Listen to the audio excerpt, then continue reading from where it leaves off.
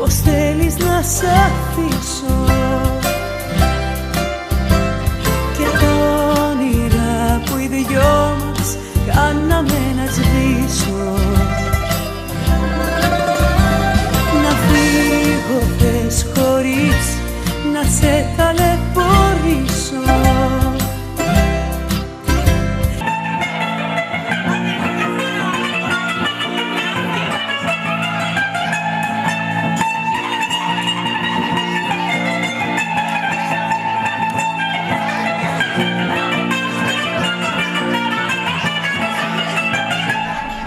Că ploaia totuși s-a oprit și domnul Iulian a venit după noi și ne face programul pentru astăzi, deci nu ne vom plictisi nici astăzi. Domnul Iulian, unde mergem azi? Azi mergem într-o altă delta care este mai izolată decât delta cea mare. Deci este zona dintre Tulcea și Galați, practic e o delta rămasă la un nivel mai înalt decât Dunărea și practic ea în momentul verii, când apa scade în zona de Dunăre, asta practic rămâne suspendată, deci o diferență de nivel destul de semnificativă, de aproape cred că 1 metru între asta și cealaltă. Da, da. Și atunci practic zona asta e o zonă diferită de cealaltă, dar deosebit de frumoasă. Este o chestie foarte concentrată, unde aveți nuferi, vegetație, cât cuprinde păsări, foarte puține bărci. Deci avantajul acestei zone este că sunt foarte puține bărci cu motor și practic nu e deranjată sub nicio formă aria respectivă. Iar aici, în zona asta, englezii au făcut un resort de 5 stele, deci practic cea mai valoroasă, pot să spun, ca stele, pensiune sau, mă rog, amenajare, este aici, în zona asta, Somova Parche, ce îi spune ariei. E o zonă deosebit de frumoasă. Aici, pe malul lacului, stau și eu. Da? Tocmai în ideea asta am ales. De aici vom porni. Prima dată trebuie să venim cu mașina și pe urmă... Prima dată o să vă duc la Europolis, la Camping Europolis. Eu am ales varianta asta pentru că dacă plecăm de la mine de acasă, de la sediul societății acum, am căței care sar pe catamaran și ne face zob. Deci, chiar dacă noi îi luăm, sar în apă și vin după mine până în mijlocul lacului. Da? Și când urcă pe catamaran, îți dai seama că încep să se scuture, camera ta e varză. Da. Și domnul Iulian ne-a lăsat aici, lângă complexul Europolis și ne plimbăm până jos la apă, pentru că el a plecat acasă după catamaran și imediat vine să ne ia. Am înțeles că aici mai jos este o terasă unde se poate savura o ceașcă de ceai. Ne-am pornit și abia ne-am pornit deja, uite că avem aici, ne-am întâlnit 2 pescărițe, nu-mi vine să cred. Stau aici în barcă, singure și pescuiesc, este nemaipomenit. Vreau să mergem mai aproape. Vreau să mergem cât mai aproape de ele. Vai, ce frumos este aici. Bună ziua! Bună ziua! Ce faceți, pescuiți? Da, eu da. Și merge peștele, mănâncă?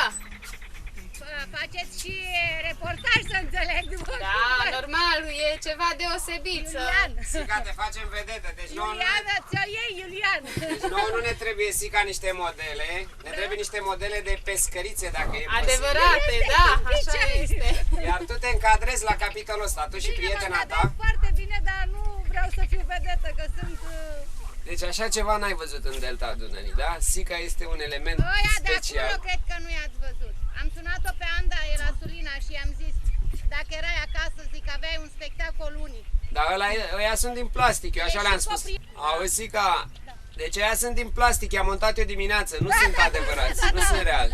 Pentru televiziunea asta din satul mare, din satul mare, i-am plantat pe lac, eu așa le-am spus. Acum tu îmi strici surpriza.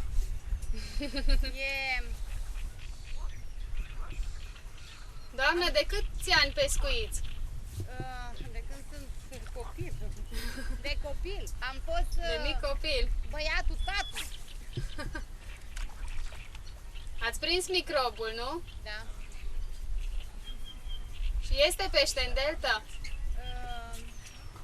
Este. Iau ce frumos sunt ăia. Vin căței după noi. Frumoși sunt. Da, trebuie să mă duc să iau, îți dai seama. Ăsta-i tăi aia? Păi, logic. Vin căței după noi. Uite, s-au pornit și noața. Hai, tati, hai! Vai, dar cum o noată după noi. Hai la tata, hai! Hai, vin aici! Dă-mi voie puțin aici. Sunt căței domnului Iulian și înată după noi. Așa ceva mai rar în cadrul emisiunilor. Asta, da, dar de Avem unde ați alte două venit vedete, voi? deci nu mai vedete aici în zona Numai asta. vedete. Numai și nu mai vedete. Să le deschidem ușa? Da, cred că nu sari ei singuri. Hai, tati, hai, vin aici, vin aici! Țighe, vin aici! Haideți. Hai la tata, hai! Hai, vin aici, hai la tata, hai, Ce hai, vin încoa! drăguț. Hai, tati, vin aici, vin aici, vin aici! Îi luăm cu noi? Vrei să nu fie de camera, da? Ia. Bravo, bravo! Foarte drăguț. Acum trebuie să-i am venit ducem să iau. neapărat. Am venit să iau de la Europolis ca să nu vină câinii după mine, știi? Și tot n-ați reușit cu schema. Da, vecine. Așa-i? Da, da, lasă că o mâncăm în loc de sturioni de seară. Da? Deci avem și pește, da? În delta Dunării? Da, Am numai pelicani. Putem să prindem și un pelican? Să-l avem aici, să-l mâncăm de seară? Nu mâncăm pelican. Sau să facem pelicanol din ciocul lui? Pelicanol. Cum îl cheamă sau cum o Deci aia cheamă? este Țighi. Deci uite, poți să faci un Țighi. interviu cu Țighi și cu Bobo. Țighi mă salută deja. Deci ei Mai doi, înainte mi-a dat lăbuța. Țighi? ăștia sunt câinii mei Țighi, notători. uite cum îmi dă lăbuța. Ceau, Țighi. Ramona, mă bucur de cunoștință. Sigur. Mergem mai departe. Și dumneavoastră pescuiți. Felicitări! Pescuiesc poze, pescuiesc pește. Doamna a inventat pescuitul, doamna e din Sulina. Este de Da. la kilometru zero al Dunării. Mă gândesc că și dumneavoastră de mulți ani pescuiți, nu? Copilărie. Așa. Și mănâncă peștele? Ați prins ceva? Eu încă nu. Încă nu? Mai târziu. Mai târziu. Veniți des aici să pescuiți? În fiecare weekend. Da? În fiecare weekend. Bun program. Foarte bun program. Deci dacă ei din Tulcea pescuiesc în fiecare weekend, voi din alte zone ale țării ar trebui să veniți aici în tot concediu. Măcar Vă dați seama? măcar o dată pe an ar trebui să venim să Dacă prindem ei în delta nu s-au pește. săturat de pescuit. Așa de Ia, curiozitate. uite acolo un pește. Uitați, la Sica, doamna Sica a prins din nou. da. Deci veniți, vă rog, la pensiunea Anda de la doamna Sica să vă ducă exact în locurile. pescuiți. Să vă arate tainele pescuitului. Ce și cum. Ai văzut, Sica, cum Spuneți-mi, se fac doamnă, la ce publicitate, lingură da? dați? Ce lingură folosiți? Oh, un maps. Maps? Foarte bună. Rotativă sau oscilantă? Nu, oscilantă. Oscilantă? Da. Doamne, documentată. Da, Nu că dumnealor au un magazin în Și satul noi mare pescuim, specific. da? de- Și sunt unelte de curioasă pescuit. ce și cum merge în zonă. Și Eu cel mai bine dau la maps. da, înțeleg. Și spuneți-mi, doamnă, care a fost cea mai mare captură din viața dumneavoastră? 5 kg 800. Cum? La știu că 5 kg 800. Ah, frumos. La som 22 de kilograme. 22. Și la crap 5 kg. Asta da, frumos. Și doamna din Sulina? Performanțe? Crap de 5 kg și știu că de 4. Fără som de 22. Frumos, frumos. Fără somn, dar ce aveți în plus față de doamna Sica? Altă specie? Sturion, ceva, calcan la Sulina acolo. De calcan. Da, păi, Eu le cred pe doamne pentru că ce de calcan că faci pușcărie? Acum 100 de ani. acum 100 de ani, da. În copilărie. În Da. copilărie, că nu era calcanul potrivit. Da. Mulțumim n-ați mult, pomenit. eu le cred ce îmi spun doamnele, pentru că se spune că pescarii de obicei au tendința să pună în plus câteva kilograme, câțiva centimetri, dar pescărițele, în schimb, spun adevărul tot timpul, nu? Așa este. O zi Păsărițele- plăcută în continuare și să aveți fire întinse. Deci la pensiunea Anda, dacă vreți să învățați pescuitul ăla, știu că... Doamna Sica Am este mers cea în- mai... pescărițelor. Uite, deja doamna e înscrisă. Eu? Sigur. Deja e înscrisă. Cum să nu? Nu trebuie decât forma juridică. Da, o să o facem. Trebuie. Hai. Și o băgați și pe Țighi, că și ea este tot femeie, fetiță, da? Țighi, mă Țighi, pe salut. Țighi. Țighi mă salută Ca în să fiu și eu continuu. indirect acolo, reprezentat. Da. Da. La revedere, o zi. Ne apropiem încet de pelicani, că stau acolo. Ce fac acum? Se hrănesc? Domnul Iulian. Cred că au mâncat și se odihnesc. Că acum dacă îi odihnesc? forțăm, regurgitează. Ca să Da? poată să-și ia zborul, da, regurgitează. Este Da? e una din metodele lor de a-și putea lua din nou zborul. Deci dacă îi forțezi după ce au mâncat, regurgitează, dar nu lasă peștele, nu-l abandonează. Îl ia în cioc, încearcă să zboare. Dacă nu reușesc, până la urmă îl abandonează, dar sunt Da. Și păsările alea foarte negre? păstrăte. Sunt cormorani. De obicei Cormorani. vânează, de obicei se hrănesc de comun acord cu cormoranii. Da?